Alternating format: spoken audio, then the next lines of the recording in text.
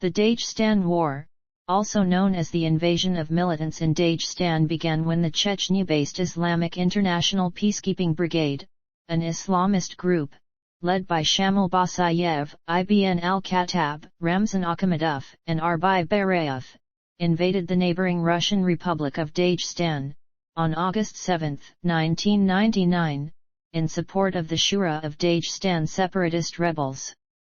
The war ended with a major victory for the Russian Federation and Dagestan Republic, and the retreat of the IIPB.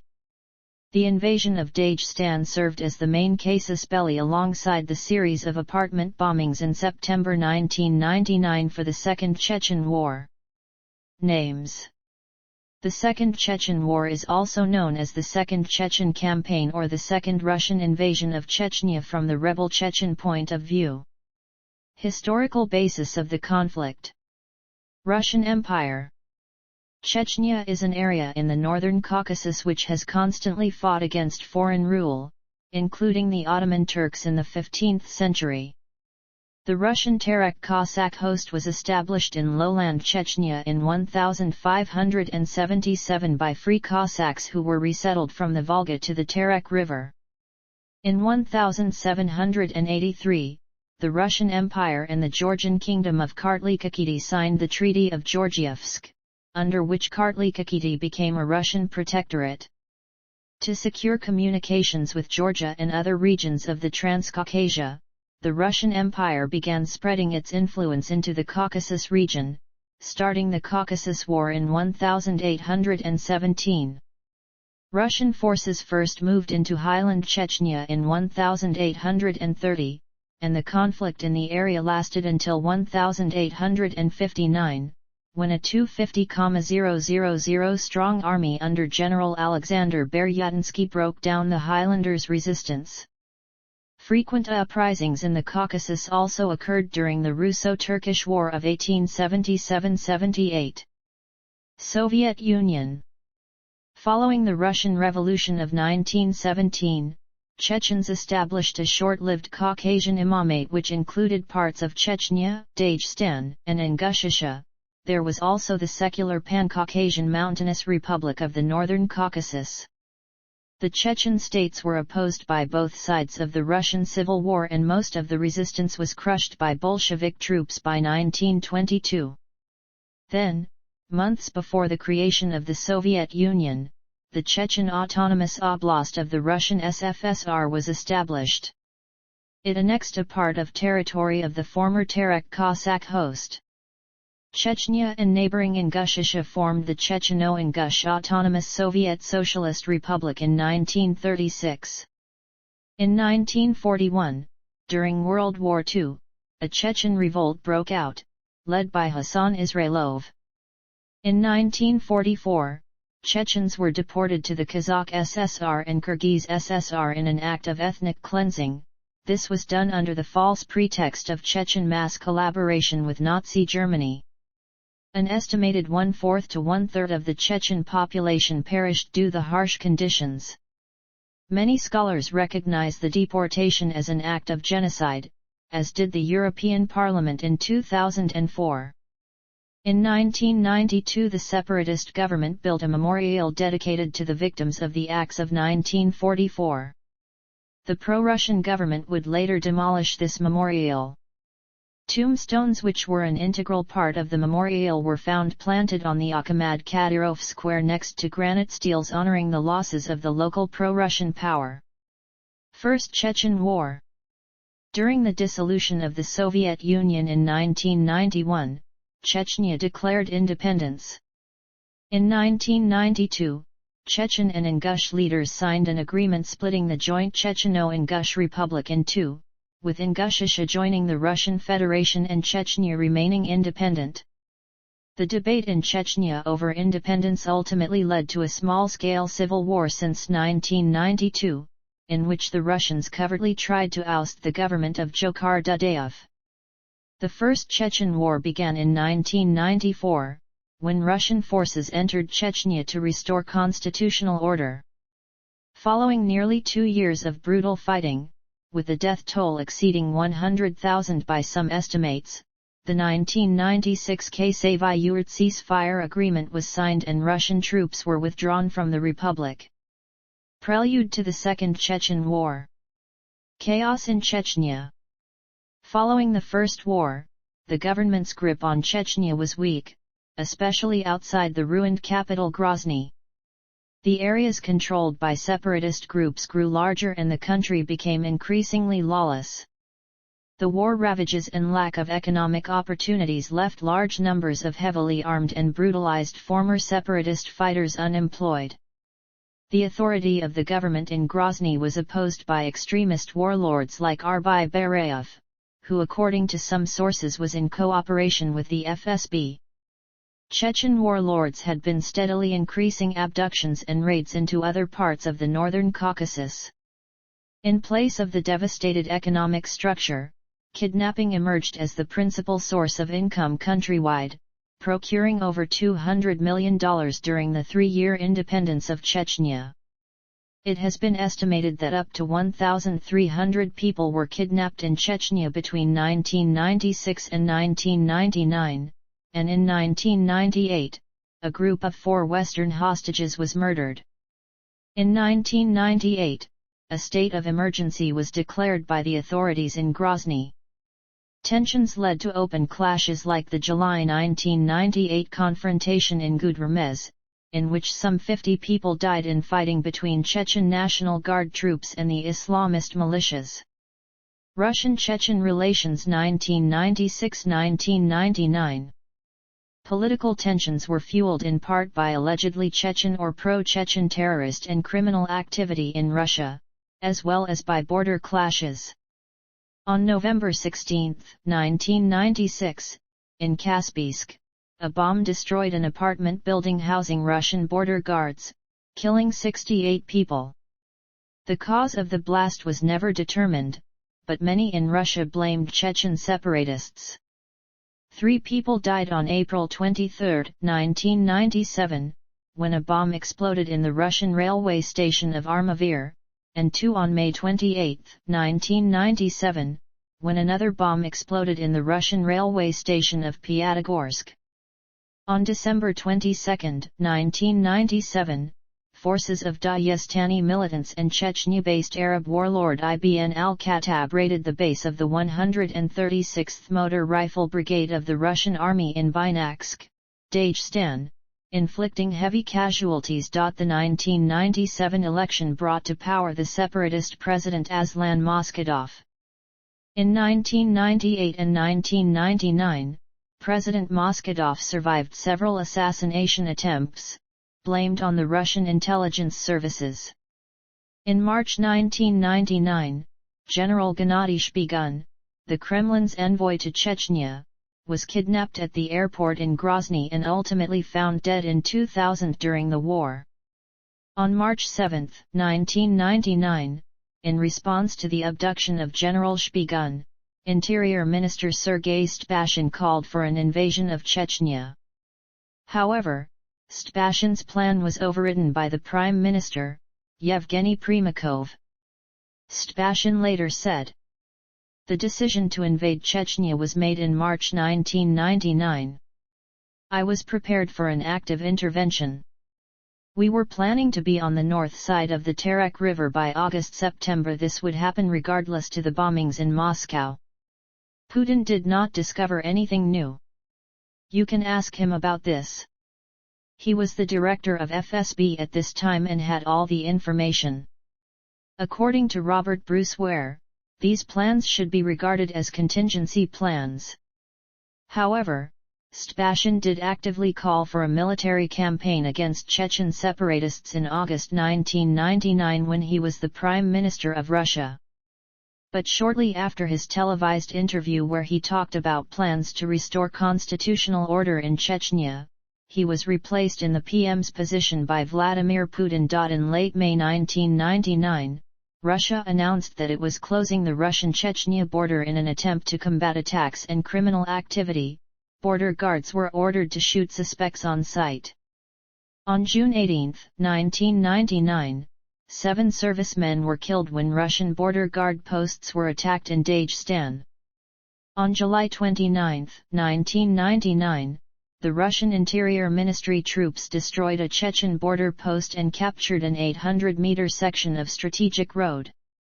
On August 22, 1999, 10 Russian policemen were killed by an anti-tank mine blast in North Ossetia, and, on August 9, 1999, 6 servicemen were kidnapped in the Ossetian capital Vladikavkaz. Invasion of Dagestan. The invasion of Dagestan was the trigger for the Second Chechen War. On August 7, 1999, Shamil Basayev led 2 armies of up to 2,000 Chechen, Dagestani, Arab and international Mujahideen and Wahhabist militants from Chechnya into the neighboring Republic of Dagestan. This war saw the first use of aerial-delivered fuel air explosives in mountainous areas, notably in the village of Tando. By mid-September 1999, the militants were routed from the villages they had captured and pushed back into Chechnya.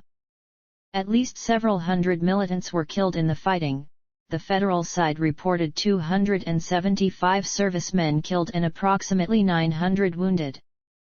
Bombings in Russia. Before the wake of the Dagestani invasion had settled, a series of bombings took place in Russia and in the Dagestani town of Baynaksk. On September 4, 1999, 62 people died in an apartment building housing members of families of Russian soldiers. Over the next 2 weeks, the bombs targeted 3 other apartment buildings and a mall. In total, over 350 people were killed. A criminal investigation of the bombings was completed in 2002. The results of the investigation, and the court ruling that followed, concluded that they were organized by Akhmadov Gakiyev, who remains at large, and ordered by Khattab and Abu Omar al-Saif, in retaliation for the Russian counter-offensive against their incursion into Dagestan. 6 other suspects have been convicted by Russian courts. However, Russian Federal Security Service agents were caught by local police for planting one of the bombs, but were later released on orders from Moscow. Many observers, including State Duma deputies Yuri Shchekin, Sergei Kovalev, and Sergei Yushchenkov, cast doubts on the official version and sought an independent investigation. Some others, including David Satter, Yuri Felshtinsky, Vladimir Pribilovsky and Alexander Litvinenko, as well as the secessionist Chechen authorities, claimed that the 1999 bombings were a false flag attack coordinated by the FSB in order to win public support for a new full-scale war in Chechnya, which boosted the popularity of Prime Minister and former FSB Director Vladimir Putin, brought the pro-war Unity Party to the State Duma in the 1999 parliamentary election, and secured Putin as president within a few months. A description of the bombings as FSB false flag operations appears in the book Blowing Up Russia, which is banned in the Russian Federation. 1999–2000 Russian Offensive. Air War. In late August and early September 1999, Russia mounted a massive aerial campaign over Chechnya, with the stated aim of wiping out militants who invaded Dagestan earlier in the same month. On August 26, 1999, Russia acknowledged bombing raids in Chechnya. The Russian airstrikes were reported to have forced at least 100,000 Chechens to flee their homes to safety. The neighboring region of Ingushetia was reported to have appealed for United Nations aid to deal with tens of thousands of refugees.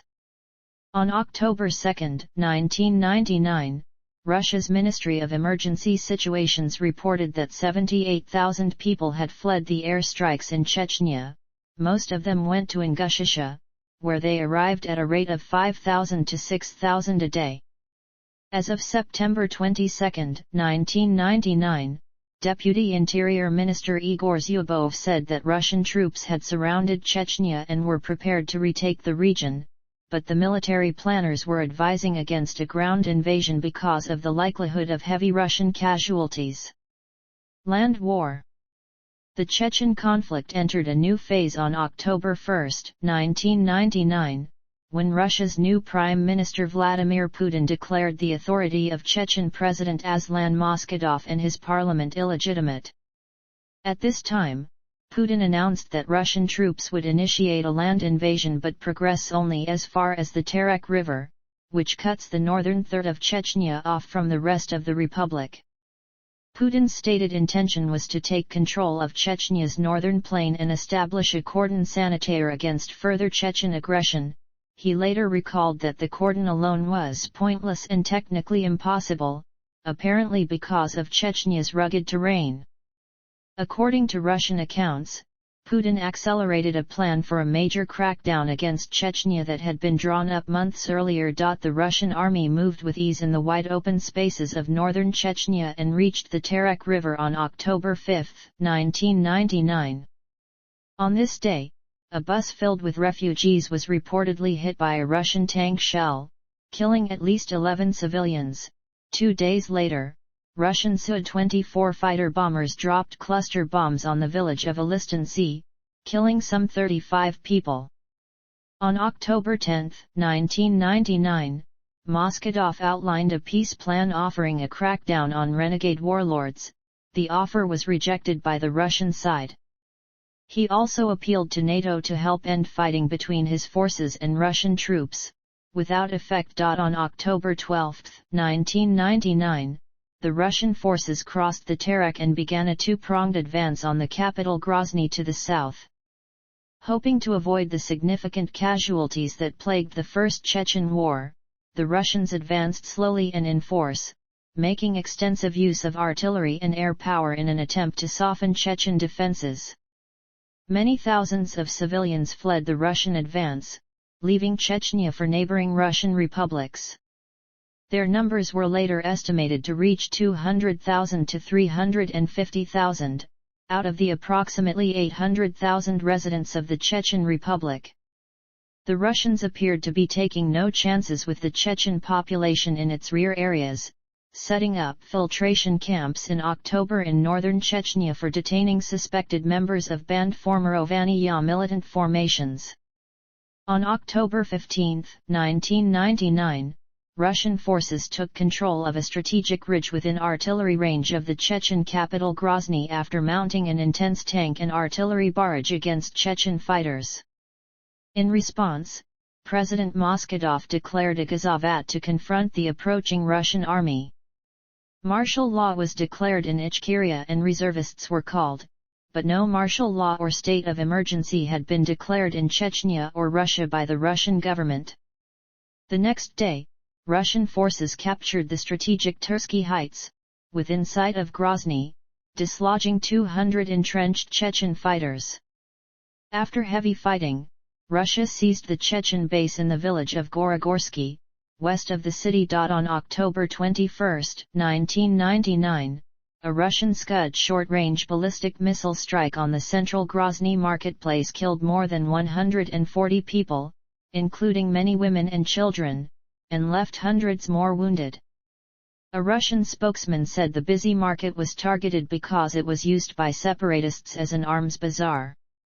8 days later, Russian aircraft carried out a rocket attack on a large convoy of refugees heading into Ingushetia, killing at least 25 civilians including Red Cross workers and journalists.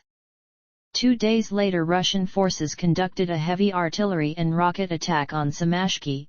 Some claimed that civilians were killed in Samashki in revenge for the heavy casualties suffered there by Russian forces during the First War. On November 12, 1999, the Russian flag was raised over Chechnya's second-largest city, Gudremez, when the local Chechen commanders, the Yamadeyev brothers, defected to the federal side. The Russians also entered the bombed-out former Cossack village of Asinovskaya. The fighting in and around Kulera continued until January 2000. On November 17, 1999, Russian soldiers dislodged separatists in Bakhmut, the symbolic separatist stronghold in the First War. Dozens of Chechen fighters and many civilians were reported killed, and the village was leveled in the Fay bombing. 2 days later, after a failed attempt 5 days earlier, Russian forces managed to capture the village of Akhoy Martin. On November 26, 1999, Deputy Army Chief of Staff Valery Manilov said that Phase 2 of the Chechnya campaign was just about complete, and a final third phase was about to begin. According to Manilov, the aim of the third phase was to destroy bandit groups in the mountains. A few days later, Russia's Defense Minister Igor Sergeyev said Russian forces might need up to 3 more months to complete their military campaign in Chechnya, while some generals said the offensive could be over by New Year's Day. The next day the Chechens briefly recaptured the town of Novogrozhninsky. On December 1, 1999, after weeks of heavy fighting, Russian forces under Major General Vladimir Shamanov took control of Al-Khattab, a village just south of Grozny. The Chechen and foreign fighters inflicted heavy losses on the Russian forces, reportedly killing more than 70 Russian soldiers before retreating, suffering heavy losses of their own. On the same day, Chechen separatist forces began carrying out a series of counterattacks against federal troops in several villages as well as in the outskirts of Gudremez. Chechen fighters in Argun, a small town 5 kilometers east of Grozny, put up some of the strongest resistance to federal troops since the start of Moscow's military offensive. The separatists in the town of Urusmartin also offered fierce resistance, employing guerrilla tactics Russia had been anxious to avoid. By December 9, 1999, Russian forces were still bombarding Urusmartin, although Chechen commanders said their fighters had already pulled out. On December 4, 1999, the commander of Russian forces in the North Caucasus, General Viktor Kazantsev, claimed that Grozny was fully blockaded by Russian troops. The Russian military's next task was the seizure of the town of Shili, 20 kilometers southeast of the capital, one of the last remaining separatist-held towns apart from Grozny. Russian troops started by capturing 2 bridges that link Shili to the capital, and by December 11, 1999, Russian troops had encircled Shili and were slowly forcing separatists out. By mid-December the Russian military was concentrating attacks in southern parts of Chechnya and preparing to launch another offensive from Dagestan. Siege of Grozny. The Russian assault on Grozny began in early December, accompanied by a struggle for neighboring settlements.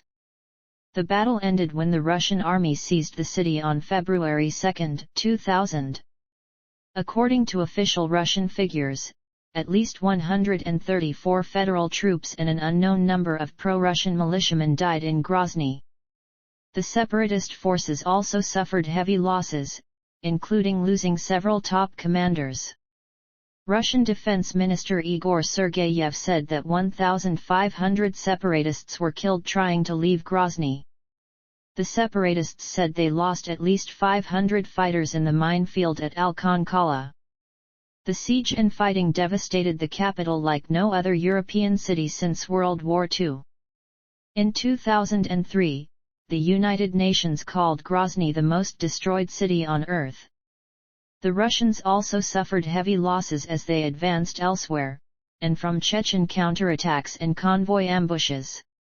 On January 26, 2000, the Russian government announced that 1,173 servicemen had been killed in Chechnya since October, more than double the 544 killed reported just 19 days earlier. Battle for the mountains.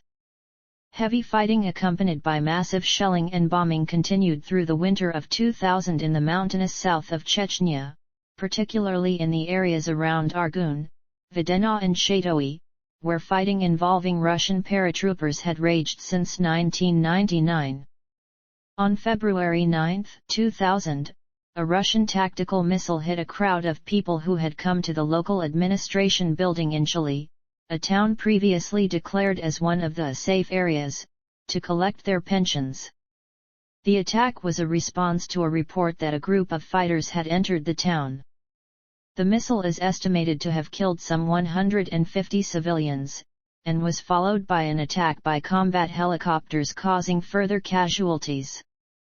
Human Rights Watch called on the Russian military to stop using Fey, known in Russia as vacuum bombs, in Chechnya, concerned about the large number of civilian casualties caused by what it called widespread and often indiscriminate bombing and shelling by Russian forces.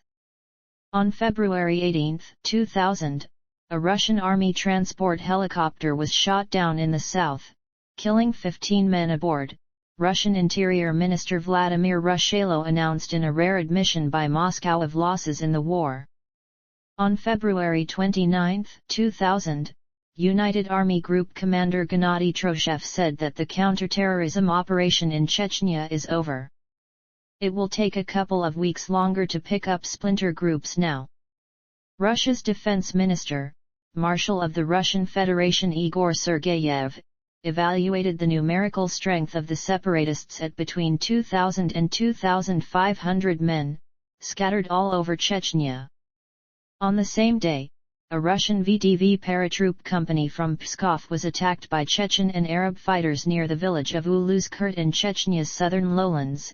At least 84 Russian soldiers were killed in the especially heavy fighting. The official newspaper of the Russian Ministry of Defense reported that at least 659 separatists were killed, including 200 from the Middle East. Figures which they said were based on radio intercept data, intelligence reports, eyewitnesses, local residents, and captured Chechens. On March 2, 2000, an OMON unit from Podolsk opened fire on a unit from Sergeyev Posad in Grozny. At least 24 Russian servicemen were killed in the incident. In March, a large group of more than 1,000 Chechen fighters, led by Field Commander Ruslan Jalayev, pursued since their withdrawal from Grozny, entered the village of Komsomolskoye in the Chechen foothills and held off a full-scale Russian attack on the town for over 2 weeks. They suffered hundreds of casualties, while the Russians admitted to more than 50 killed. On March 29, 2000, about 23 Russian soldiers were killed in a separatist ambush on an OMON convoy from Perm in Zanividena. On April 23, 2000, a 22-vehicle convoy carrying ammunition and other supplies to an airborne unit was ambushed near Serzhenyurd in the Videna Gorge by an estimated 80 to 100 bandits, according to General Troshev. In the ensuing 4-hour battle, the federal side lost 15 government soldiers, according to the Russian defense minister. General Troshev told the press that the bodies of 4 separatist fighters were found. The Russian airborne troops headquarters later stated that 20 separatists were killed and 2 taken prisoner. Soon, the Russian forces seized the last populated centers of the organized resistance. Restoration of federal government. Russian President Vladimir Putin established direct rule of Chechnya in May 2000. The following month, Putin appointed Akhmadov Kadyrov interim head of the pro-Moscow government. This development met with early approval in the rest of Russia, but the continued deaths of Russian troops dampened public enthusiasm. On March 23, 2003, a new Chechen constitution was passed in a referendum. The 2003 constitution granted the Chechen Republic a significant degree of autonomy, but still tied it firmly to Russia and Moscow's rule, and went into force on April 2, 2003. The referendum was strongly supported by the Russian government but met a harsh critical response from Chechen separatists. Many citizens chose to boycott the ballot. Akhmadov Kadyrov was assassinated by a bomb blast in 2004. Since December 2005, his son Ramzan Kadyrov, leader of the pro-Moscow militia known as Kadyrovtsi, has been functioning as the Chechnya's de facto ruler. Kadyrov has become Chechnya's most powerful leader and, in February 2007, with support from Putin, Ramzan Kadyrov replaced al-Khattab as president. Insurgency. Guerrilla war in Chechnya. Guerrilla phase by year: 2000, 2001, 2002, 2003, 2004, 2005, 2006, 2007, 2008, 2009. Although large-scale fighting within Chechnya had ceased, daily attacks continued, particularly in the southern portions of Chechnya and spilling into nearby territories of the Caucasus, especially after the Caucasus Front was established. Typically small separatist units targeted Russian and pro-Russian officials, security forces, and military and police convoys and vehicles. The separatist units employed IEDs and sometimes combined for larger raids. Russian forces retaliated with artillery and air strikes, as well as counterinsurgency operations. Most soldiers in Chechnya were contractniki as opposed to the earlier conscripts. While Russia continued to maintain a military presence within Chechnya, federal forces played less of a direct role. Pro-Kremlin Chechen forces under the command of the local strongman Ramzan Kadyrov, known as the Kadyrovtsi, dominated law enforcement and security operations, with many members being former Chechen separatists who had defected since 1999. Since 2004, the Kadyrovtsi were partly incorporated into two interior ministry units, North and South. Two other units of the Chechen pro-Moscow forces, East and West, were commanded by Sulim Yamadeyev and Sed Magomed Kakiyev and their men. On April 16, 2009, the head of the Federal Security Service, Alexander Bortnikov, announced that Russia had ended its anti-terror operation in Chechnya, claiming that stability had been restored to the territory. The decision is aimed at creating the conditions for the future normalization of the situation in the Republic, its reconstruction and development of its socio-economic sphere, Bortnikov stated. While Chechnya had largely stabilized, there were still clashes with militants in the nearby regions of Dagestan and Ingushetia. Suicide attacks. Between June 2000 and September 2004, Chechen insurgents added suicide attacks to their tactics. During this period, there were 23 Chechen-related suicide attacks in and outside Chechnya, notably the hostage-taking at an elementary school in Beslan, in which at least 334 people died. Assassinations. Both sides of the war carried out multiple assassinations. The most prominent of these included the February 13, 2004 killing of exiled former separatist Chechen President Zelimkhan Yandarbiev in Qatar, and the May 9, 2004 killing of pro-Russian Chechen President Akhmadov Kadyrov during a parade in Grozny. Caucasus Front. While anti-Russian local insurgencies in the North Caucasus started even before the war, in May 2005, 2 months after Akhmadov's death, Chechen separatists officially announced that they had formed a Caucasus Front within the framework of reforming the system of military political power. Along with the Chechen, Dagestani, and Ingush sectors, the Stavropol, Kabardin-Balkar, Krasnodar, Karachay-Circassian, Ossetian, and Ading-Hejmots were included. This meant that practically all the regions of Russia's south were involved in the hostilities. The Chechen separatist movement took on a new role as the official ideological, logistical and, probably, financial hub of the new insurgency in the North Caucasus. Increasingly frequent clashes between federal forces and local militants continued in Dagestan, while sporadic fighting erupted in the other southern Russia regions, such as Ingushetia, and notably in Nalchik on October 13, 2005. Human rights and terrorism. Human rights and war crimes. Russian officials and Chechen separatists have regularly and repeatedly accused the opposing side of committing various war crimes including kidnapping, murder, hostage-taking, looting, rape, and assorted other breaches of the laws of war. International and humanitarian organizations, including the Council of Europe and Amnesty International, have criticized both sides of the conflict for blatant and sustained violations of international humanitarian law. Western European rights groups estimate there have been about 5,000 forced disappearances in Chechnya since 1999. American Secretary of State Madeleine Albright noted in her March 24, 2000 speech to the United Nations Commission on Human Rights.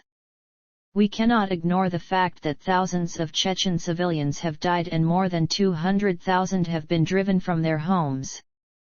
Together with other delegations, we have expressed our alarm at the persistent, credible reports of human rights violations by Russian forces in Chechnya, including extrajudicial killings. There are also reports that Chechen separatists have committed abuses, including the killing of civilians and prisoners. The war in Chechnya has greatly damaged Russia's international standing and is isolating Russia from the international community. Russia's work to repair that damage, both at home and abroad, or its choice to risk further isolating itself, is the most immediate and momentous challenge that Russia faces. According to the 2001 annual report by Amnesty International, there were frequent reports that Russian forces indiscriminately bombed and shelled civilian areas. Chechen civilians, including medical personnel, continued to be the target of military attacks by Russian forces.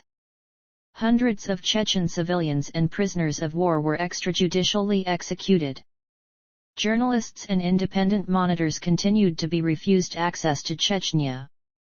According to reports, Chechen fighters frequently threatened, and in some cases killed, members of the Russian-appointed civilian administration and executed Russian captured soldiers. The Russian government failed to pursue any accountability process for human rights abuses committed during the course of the conflict in Chechnya. Unable to secure justice domestically, hundreds of victims of abuse have filed applications with the European Court of Human Rights.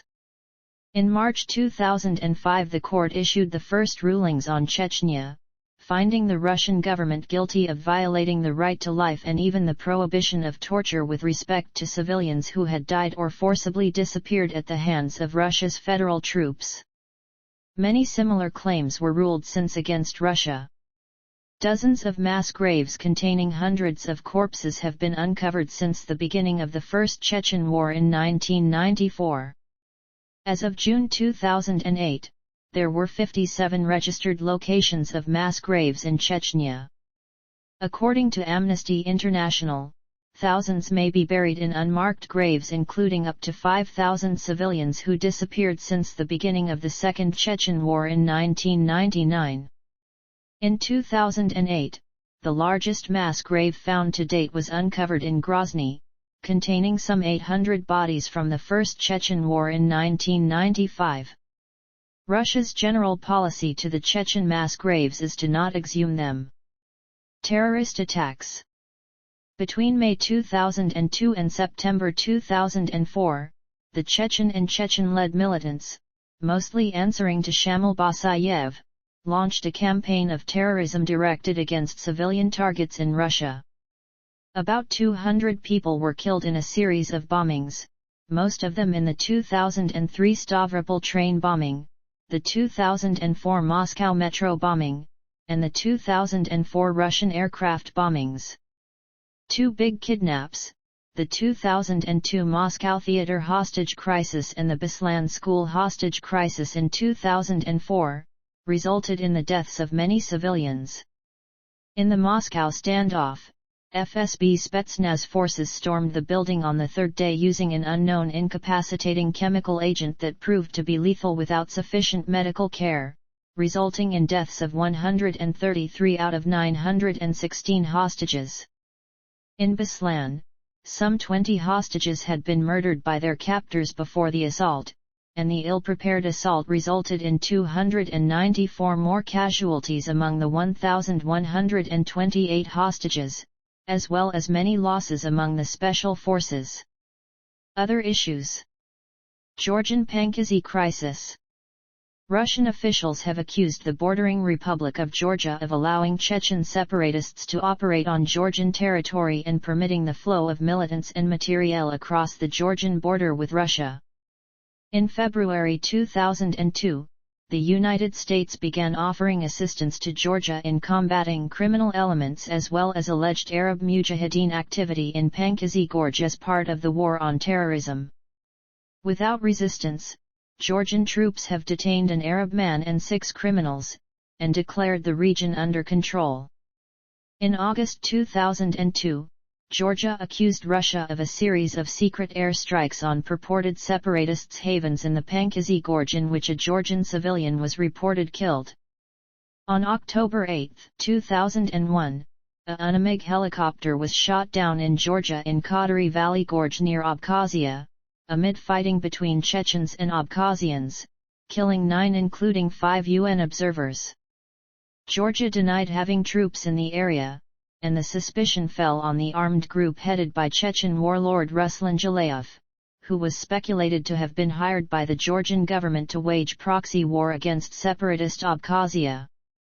On March 2, 2004, following a number of cross-border raids from Georgia into Chechnya, Ingushetia, and Dagestan, Jalayev was killed in a clash with Russian border guards while trying to get back from Dagestan into Georgia.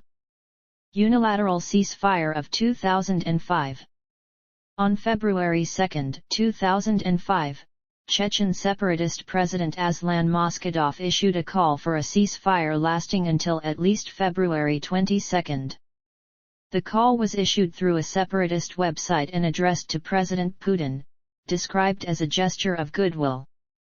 On March 8, 2005, Moskadov was killed in an operation by Russian security forces in the Chechen community of Tolstoy Yurt, northeast of Grozny. Shortly following Moskadov's death, the Chechen Separatist Council announced that Abdulkalim Sajalayev had assumed the leadership, a move that was quickly endorsed by Shamil Basayev.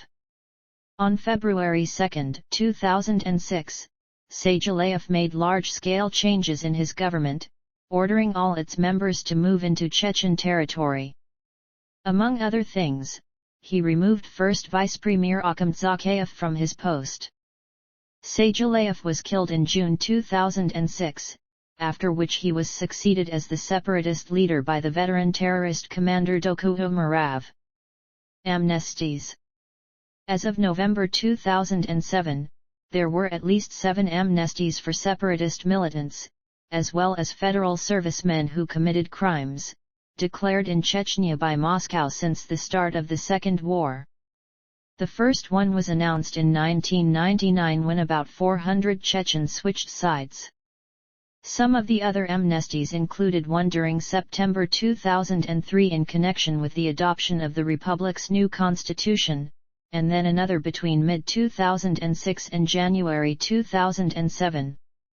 According to Ramzan Kadyrov, himself former separatist, more than 7,000 separatist fighters defected to the federal side by 2005. In 2006, more than 600 militants in Chechnya and adjacent provinces reportedly surrendered their arms in response to a 6-month amnesty for those not involved in any serious crimes. In 2007, the International Helsinki Federation for Human Rights published a report entitled Amnestied People as Targets for Persecution in Chechnya, which documents the fate of several persons who have been amnestied and subsequently abducted, tortured, and killed. Government censorship of the media coverage.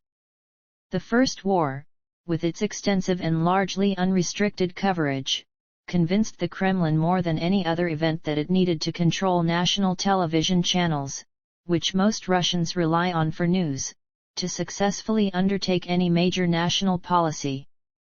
By the time the Second War began, federal authorities had designed and introduced a comprehensive system to limit the access of journalists to Chechnya and shape their coverage. The Russian government's control of all Russian television stations and its use of repressive rules, harassment, censorship, intimidation, and attacks on journalists almost completely deprived the Russian public of the independent information on the conflict. Practically all the local Chechen media are under total control of the pro-Moscow government. Russian journalists in Chechnya face intense harassment and obstruction leading to widespread self-censorship, while foreign journalists and media outlets too are pressured into censoring their reports on the conflict. In some cases Russian journalists reporting on Chechnya were jailed or kidnapped, and foreign media outlets banned from Russia. Russia's step came in retaliation for ABC's broadcast of an interview with Shamil Basayev, the Chechen rebel leader who ordered and/or carried out some of the worst terrorist acts in the country's history, including the school siege in Beslan that left 330 people dead. The Russian Chechen Friendship Society was shut down on extremism and national hatred charges. According to a 2007 poll, only 11% of Russians said they were happy with media coverage of Chechnya. Effects. Civilian losses. In the Second Chechen War, over 60,000 combatants and non-combatants were killed. Civilian casualty estimates vary widely.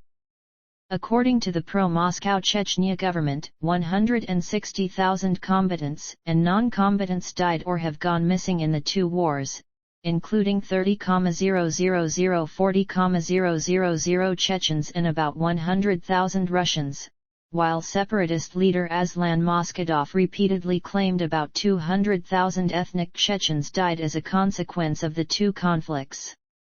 As in the case of military losses, these claims cannot be independently verified. According to account by the Russian human rights group Memorial in 2007, up to 25,000 civilians have died or disappeared since 1999. According to Amnesty International in 2007, the Second War killed up to 25,000 civilians since 1999, with up to another 5,000 people missing. However, the Russian Chechen Friendship Society set their estimate of the total death toll in two wars at about 150,000 to 200,000 civilians. Environmental damage. Environmental agencies warn that the Russian Republic of Chechnya, devastated by war, now faces ecological disaster. A former aide to Boris Yeltsin believes Russian bombing has rendered Chechnya an environmental wasteland. There is a special concern over widespread oil spills and pollution from sewers damaged by war, and chemical and radioactive pollution, as a result of the bombardment of chemical facilities and storages during the conflict. Chechnya's wildlife also sustained heavy damage during the hostilities, as animals that had once populated the Chechen forests have moved off to seek safer ground. In 2004, Russian government has designated one-third of Chechnya a zone of ecological disaster and another 40% a zone of extreme environmental distress. Landmines. Chechnya is the most landmine-affected region worldwide.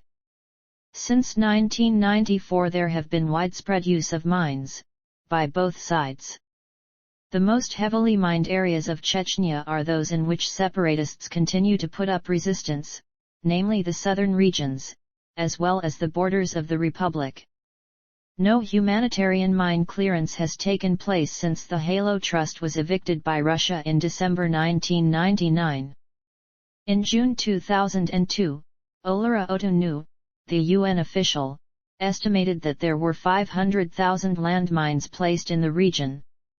UNICEF has recorded 2,340 civilian landmine and unexploded ordnance casualties occurring in Chechnya between 1999 and the end of 2003. Military losses.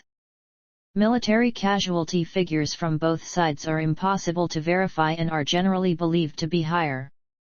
In September 2000, the National Endowment for Democracy compiled the list of casualties officially announced in the first year of the conflict, which, although incomplete and with little factual value, provide a minimum insight in the information war.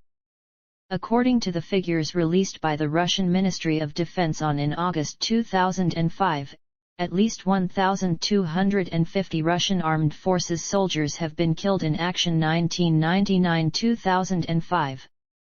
This death toll did not include losses of internal troops, the FSB, police, and local paramilitaries, of whom all at least 1,720 were killed by October 2003. The independent Russian and Western estimates are much higher. The Union of the Committees of Soldiers' Mothers of Russia, for instance, estimated about 2,000 Russian army servicemen have been killed between 1999 and 2003. Political radicalization of the separatist movement. The Chechens had become increasingly radicalized. Former Soviet Armed Forces officers Jokhar Dudayev and Aslan Moskadov have been succeeded by people who rely more on Islamist, rather than the secular nationalistic feelings of the population.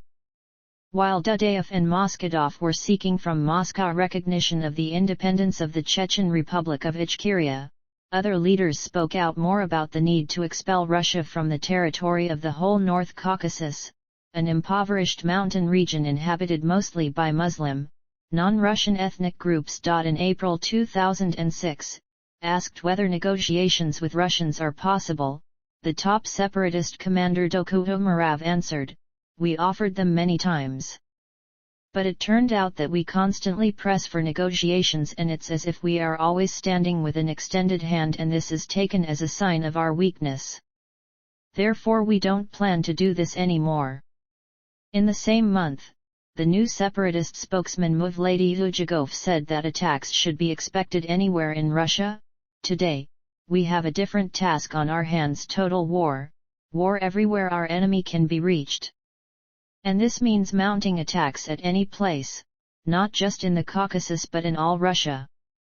Reflecting growing radicalization of the Chechen-led militants, Dujagov said their goal was no longer Western-style democracy and independence, but the Islamist North Caucasian Emirate.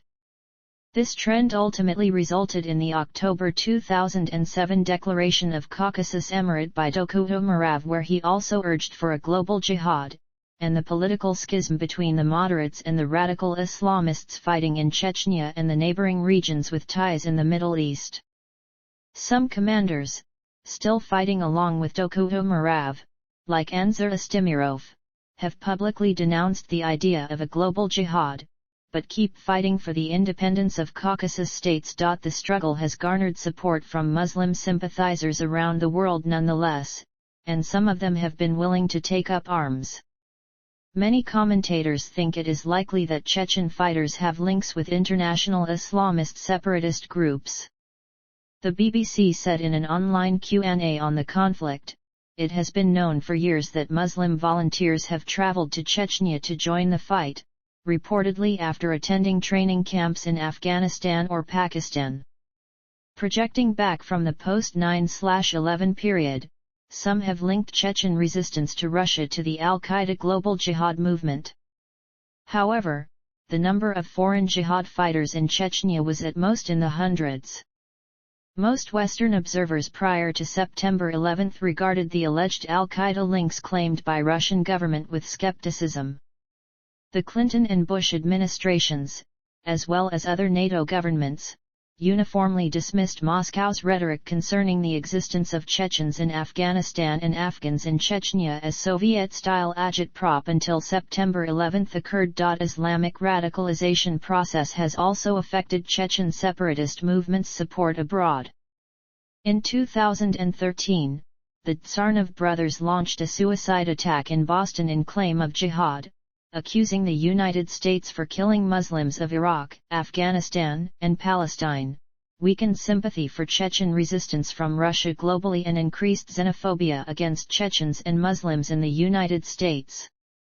Rampant Islamic terrorism in Europe and the exclusive role of the Chechens on the Islamic State of Iraq and the Levant, most notably Abu Omar al-Shishani, also dragged Chechen separatist movement in jeopardy due to increasing anti-Islamic sentiment on the rise in Europe, even in some of the countries in Europe like Poland, who supported Chechens during and after conflicts with Russia. Impact on the Chechen population. According to a 2006 report by Médecins Sans Frontières, the majority of Chechens still struggle through lives burdened by fear, uncertainty, and poverty. A survey conducted by MSF in September 2005 showed that 77% of the respondents were suffering from discernible symptoms of psychological distress. As of 2008, the infant mortality rate stood at 17 per 1,000, the highest in Russia. There are reports of a growing number of genetic disorders in babies and unexplained illnesses among school children. 1 child in 10 is born with some kind of anomaly that requires treatment. Some children whose parents can afford it are sent to the neighboring Republic of Dagestan, where treatment is better, Chechnya lacks sufficient medical equipment in most of its medical facilities. According to the United Nations Children's Fund, since 1994 to 2008 about 25,000 children in Chechnya have lost one or both parents. A whole generation of Chechen children is showing symptoms of psychological trauma.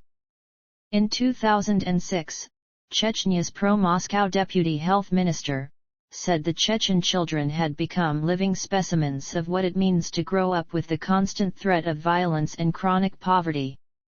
In 2007, the Chechen Interior Ministry has identified 1,000 street children involved in vagrancy. The number was increasing. According to official statistics, Chechnya's unemployment rate in August 2009 was 32.9%. By 2017, this figure had decreased to 13.9%.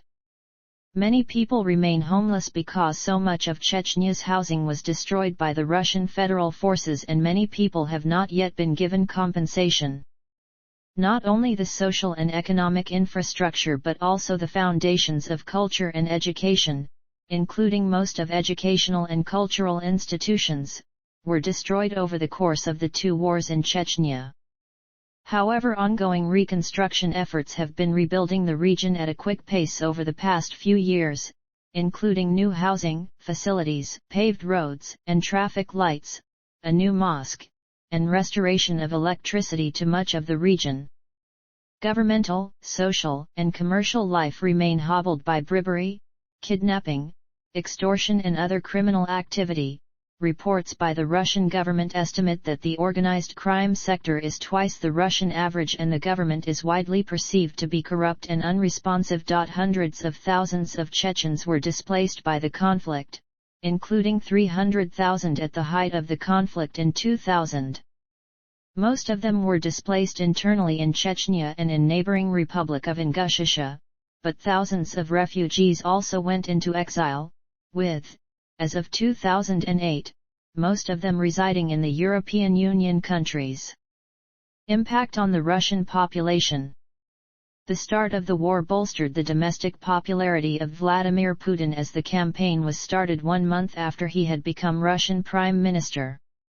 The conflict greatly contributed to the deep changes in the Russian politics and society. Since the Chechen conflict began in 1994, cases of young veterans returning embittered and traumatized to their hometowns have been reported all across Russia. Psychiatrists, law enforcement officials, and journalists have started calling the condition of psychologically scarred soldiers Chechen syndrome, drawing a parallel with the post-traumatic stress disorders suffered by Soviet soldiers who fought in Afghanistan.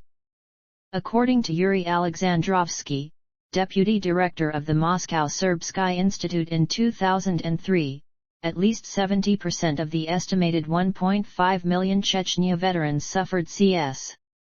Many of the veterans came back alcoholic, unemployable, and antisocial. Thousands were also physically disabled for life and left with very limited help from the government. According to the 2007 study by Memorial and Demos human rights organizations, Russian policemen lose their qualifications and professional skills during their duty tours in Chechnya. This conflict was linked to the rising brutality and general criminalization of the Russian police forces. According to human rights activists and journalists, tens of thousands of police and security forces that have been to Chechnya learned patterns of brutality and impunity and brought them to their home regions, often returning with disciplinary and psychological problems.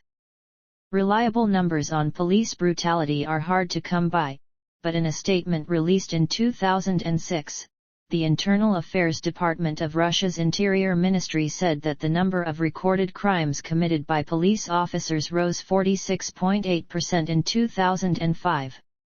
In one nationwide poll in 2005, 71% of respondents said they didn't trust their police at all. In another, 41% Russians said they lived in fear of police violence. According to Amnesty International, torture of detainees in Russia is now endemic. Since 2007, police officers from outside Caucasus are now not only being sent to Chechnya, but to all the region's republics. The wars in Chechnya, and the associated Caucasian terrorism in Russia, were a major factor in the growth of intolerance, xenophobia, and racist violence in Russia, directed in a great part against the people from Caucasus. The Russian authorities were unlikely to label random attacks on people of non-Russian ethnicity as racist, preferring calling it hooliganism. The number of murders officially classified as racist more than doubled in Russia between 2003 and 2004. The violence included acts of terrorism such as the 2006 Moscow market bombing, which killed 13 people.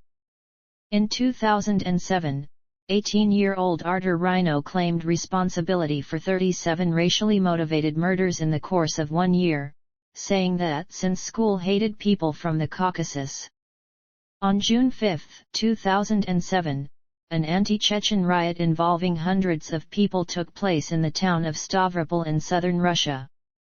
Rioters demanded the eviction of ethnic Chechens following the murder of 2 young Russians who locals believed were killed by Chechens. The event revived memories of a recent clash between Chechens and local Russians in Kondopoga over an unpaid bill, when 2 Russians were killed. The Caucasians also face ethnic-related violence in the ranks of Russian army. Status. In 2005, there were about 60,000 federal troops in Chechnya, but that number has since decreased significantly. Tony Wood, a journalist and author who has written extensively about Chechnya, estimated there were about 8,000 local security forces remaining in the region as of 2007. Independent analysts say there are no more than 2,000 armed terrorists combatants still fighting, while Russia says only a few hundred remain. There is still some sporadic fighting in the mountains and south of the republic, but Russia has scaled down its presence significantly, leaving the local government to stabilize things further. In February 2008, the president of the separatist Chechen Republic of Ichkeria, Dakha Umarav, spoke of thousands of fighters when he addressed a speech to all his fighters in the mountains. Most of the more prominent past Chechen separatist leaders have died or have been killed, including former President Aslan Moskadov and leading warlord and terrorist attack mastermind Shamil Basayev. Meanwhile, the fortunes of the Chechen independence movement sagged, plagued by the internal disunity between Chechen moderates and Islamist radicals and the changing global political climate after September 11, 2001, as well as the general war weariness of the Chechen population. Large-scale fighting has been replaced by guerrilla warfare and bombings targeting federal troops and forces of the regional government, with the violence often spilling over into adjacent regions. Since 2005, the insurgency has largely shifted out of Chechnya proper and into the nearby Russian territories, such as Ingushetia and Dagestan. The Russian government, for its part, has focused on the stabilization of the North Caucasus. Throughout the years, Russian officials have often announced that the war is over. In April 2002, President Vladimir Putin declared that the war in Chechnya was over. The Russian government maintains the conflict officially ended in April 2002, and since then has continued largely as a peacekeeping operation. In a July 10, 2006, interview with the BBC, Sergei Ivanov, Russia's then Prime Minister and former Minister of Defense, said that the war is over, and that the military campaign lasted only 2 years. Ramzan Kadyrov, the current president of the Chechnya, has also stated the war is over. Others believe the war ended in 2003 with the passage of a Moscow-backed constitutional referendum and the election of pro-Moscow President Ahmad Kadyrov, while some consider the conflict ongoing. Some independent observers, including Alvaro Gil Robles, the human rights envoy for the Council of Europe, and Louise Arbour, the UN High Commissioner for Human Rights, have said that the war has largely concluded as of 2006. The separatists denied that the war was over, and guerrilla warfare continued throughout the North Caucasus. Colonel Sulim Yamadev, Chechnya's second most powerful loyalist warlord after Kadyrov, also denied that the war is over. In March 2007, Yamadev claimed there were well over 1,000 separatists and foreign Islamic militants entrenched in the mountains of Chechnya alone. The war is not over, the war is far from being over. What we are facing now is basically a classic partisan war, and my prognosis is that it will last 2, 3, maybe even 5 more years. According to the CIA fact book, Russia has severely disabled the Chechen separatist movement, although sporadic violence still occurs throughout the North Caucasus. The overall security situation in Chechnya remains exceedingly difficult to accurately report due to the near monopoly the Russian government has on media covering the issue. In May 2007, Amnesty International refuted claims by the government that the conflict has ended, stating while large-scale military operations have been reduced, the conflict continues. The strength of the separatists has for many years been unknown. Although Russia has killed a lot of separatists throughout the war, many young fighters have joined the separatists. An estimation, based on the war reports, shows that in the past 3 years federal casualties are higher than the number of coalition casualties of the war in Afghanistan.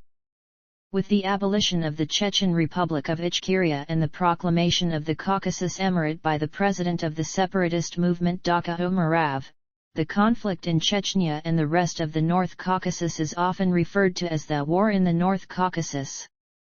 The Russian government has given no new name to the conflict, while most international observers still refer to it as a continuation of the Second Chechen War. In late April 2008, the Human Rights Commissioner for the Council of Europe, Thomas Hammarberg, visited Russia's Caucasian republics.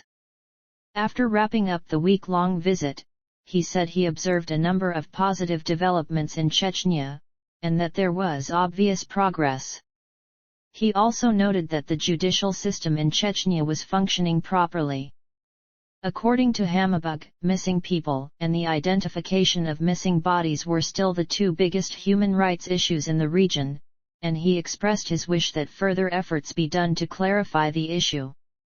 President Putin responded to his comments, saying that the visit was of great significance, and that Russia will take into account what the Council had to say. Counterinsurgency operations have been conducted by Russian army in Chechnya since 1999.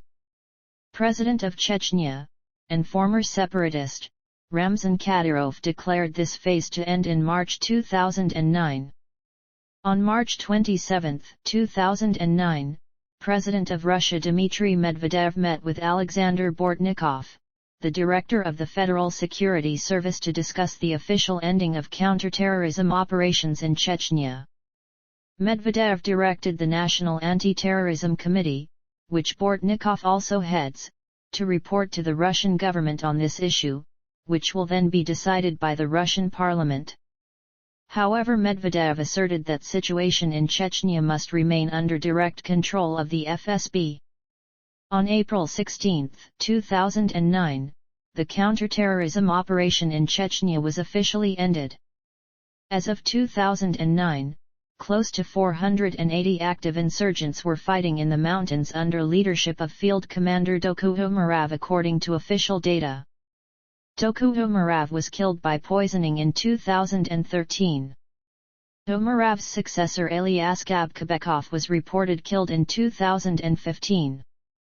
The Caucasus Emirate grouping founded by Umarov in 2007 was by 2015 largely absorbed into the ISIS-affiliated Vilaya Kavkaz led by Rustam Asildarov. Asildarov was reported killed in 2016. On October 18, 2022, Ukraine's parliament condemned the genocide of the Chechen people during the First and Second Chechen War. See also: Guerrilla phase of the Second Chechen War. International response to the Second Chechen War. Insurgency in the North Caucasus. Notes.